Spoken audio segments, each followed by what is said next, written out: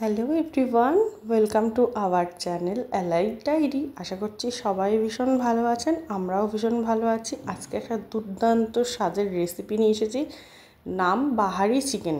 তো প্রথমে চিকেনটাকে ম্যারিনেট করে নেব। তার জন্য 1 চামচ আদা, 1 চামচ রসুন, স্বাদ মতো লবণ আর একটু সামান্য টক দই দিয়ে চিকেনটাকে আধ ঘন্টার জন্য ম্যারিনেট করে নিতে হবে। বেশিক্ষণ না, হাতে 30 মিনিট থাকলেই হবে। আর চিকেনটা ওর মতো ম্যারিনেট করা হয়ে গেছে, এবার ওর মতো থাকুক। এবার বাকি কী ইনগ্রিডিয়েন্টসগুলো লাগবে সেগুলো ঝটপট দেখে নিন। 1.5 চামচ আদা রসুন বাটা, মানে 1.5 চামচ আদা, 1.5 চামচ রসুন বাটা, বাহারি মশলা। আচ্ছা, বাহারি মশলাটার পরে আমি দেখাচ্ছি কীভাবে বাহারি মশলাটা বানাতে হবে। ক্যাপসিকাম 5টা, মিডিয়াম সাইজের পেঁয়াজ বাটা, দুধ, কাজু বাদাম, 50 গ্রাম টক দই, আর কাসৌরি মেথি আর লঙ্কা বাটা। আর যা যা রয়েছে তো দেখতেই পাচ্ছেন। আর এই যে বাহারি মশলাটার জন্য শুকনো লঙ্কা, গোলমরিচ, 1 চামচ জিরে, 1 চামচ ধনে আর এলাচ। আচ্ছা, এবার রান্নাটাই শুরু হোক। চলুন ঝটপট দেখে নিই। এবার আমি সামান্য একটু বাটার গরম করে তাতে ক্যাপসিকামগুলো হালকা একটু ভাজা ভাজা করে নেব। ক্যাপসিকাম যখন ব্যবহার করবেন অবশ্যই একটু পাকা দেখে ক্যাপসিকাম নেবেন, একটু হালকা লাল লাল ভাব হয়, তাহলে বাহারি চিকেনটা দেখতেও খুব সুন্দর হয় আর খেতেও খুব ভালো হয়। আর এবার কড়াইতে পরিমাণ মতো সর্ষের তেল দিয়ে দিয়েছি। আপনারা যদি অপছন্দ হয় তাহলে এই চিকেনটাতে আপনারা আলু নাও দিতে পারেন। বাঙালি মানুষের তো আলু ছাড়া চলে না, তো সেই জন্য মাংস রান্নাটাতে আলু দিয়েছি। আর আমি আলুটা যখন ভাজা করেছি তখন একটা প্লেট দিয়ে ঢাকা দিয়ে আলুটাকে ভালো মতো ভাজার সময় প্রায় 80% মতো সেদ্ধ করে নিয়েছি। আচ্ছা, এবার রান্নাটাতে চলে আসি। আমি একটা তেজপাতা, শুকনো লঙ্কা আর গোটা গরম মশলা ফোড়ন দিয়ে এবার আদা আর রসুন বাটাটা দিয়ে দিয়েছি। যেহেতু আলুও দিয়েছি সেজন্য আদা রসুনের মাত্রাটা একটু ঠিকঠাক মতোই দেবেন। আর আমি এখানে 750 গ্রাম মতো চিকেন রান্না করেছি। আর এবার বলেছিলাম 1.5 চামচ আদা, 1.5 চামচ রসুন বাটা দিয়েছি আর 5টা মিডিয়াম সাইজের পেঁয়াজটাকে পেস্ট করে এর মধ্যে দিয়ে দিয়েছি।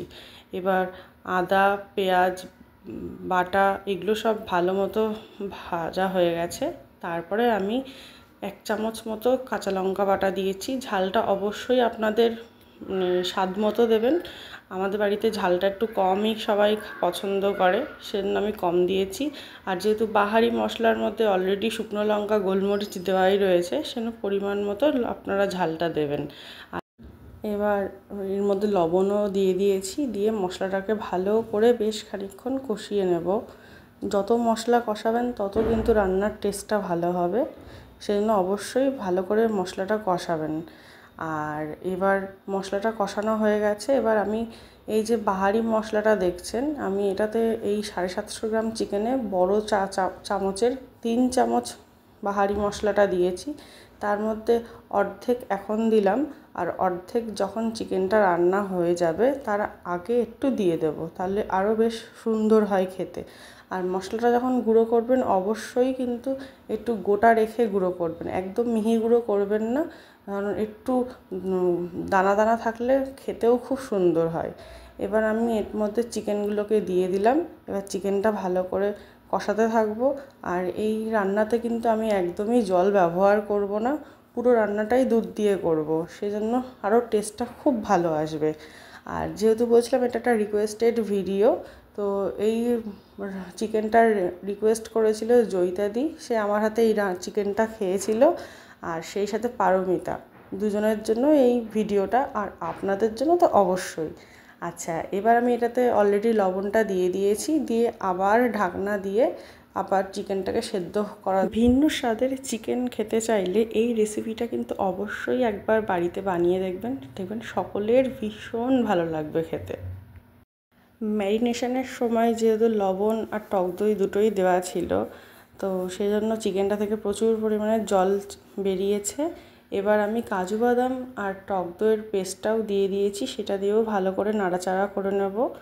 আর দেখতেই পাচ্ছেন কতটা জল বেরিয়েছে, আর এই জলেই চিকেনটা সেদ্ধ হয়ে যাবে।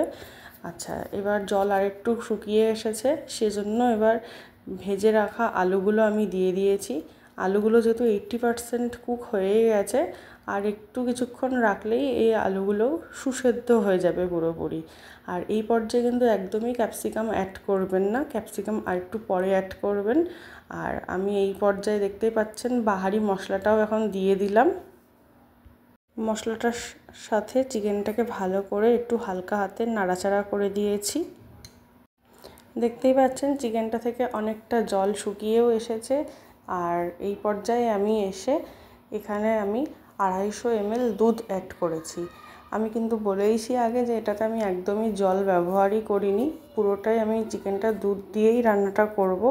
আর চিকেনটা যেহেতু প্রায় অলমোস্ট সেদ্ধ হয়েই এসেছে, আর 5 মিনিট রাখলেই পুরোপুরি আপনার বাহারি চিকেন রেডি হয়ে যাবে। এবার এই পর্যায়ে আমি ভেজে রাখা ক্যাপসিকামগুলো দিয়ে দিয়েছি। ক্যাপসিকামটাও মাংসের সাথে একটু নাড়াচাড়া করে নিলাম। আর আমি এই রান্নাটাতে টোন্ড মিল্ক ব্যবহার করেছি, তো আপনারা চাইলে অবশ্যই ফুল ক্রিম মিল্ক ব্যবহার করতেই পারেন। আর যেহেতু আমি টোন্ড মিল্ক ব্যবহার করেছি, সেজন্য এটাতে আমি সবশেষে একটু ফ্রেশ ক্রিম অ্যাড করব। আর এখন দিয়েছি কাসুরি মেথি। কাসুরি মেথিটা অবশ্যই দেবেন, তাহলে একটা দুর্দান্ত ফ্লেভার আসে। আর ফ্রেশ ক্রিম চাইলে আপনারা যারা ফুল ক্রিম দুধ ব্যবহার করবেন তারা চাইলে দিতেও পারেন, কিংবা ঘরে তো আমি বলেইছি যে ফ্রেশ ক্রিম না থাকলে দুধের শর্ট থাকে, সেটাও উপর থেকে একটু দিয়ে দিলে খুব ভালো লাগবে খেতে। আমার চ্যানেলে বাহারি আলুর দমের রেসিপিটা আছে, আপনারা চাইলে দেখে নিতে পারেন, ওটাও কিন্তু দুর্দান্ত খেতে হয়। এই বাহারি চিকেনটা কিন্তু রুটি পরোটার সাথে খেতে ভীষণ ভালো লাগে। আর আজকের যদি কোনো নতুন বন্ধু থেকে থাকেন অবশ্যই আমার চ্যানেলটাকে সাবস্ক্রাইব করে রাখবেন। আর যদি ভালো লাগে লাইক শেয়ার করতে ভুলবেন না। সকলেই ভীষণ ভালো থাকবেন। Thank you.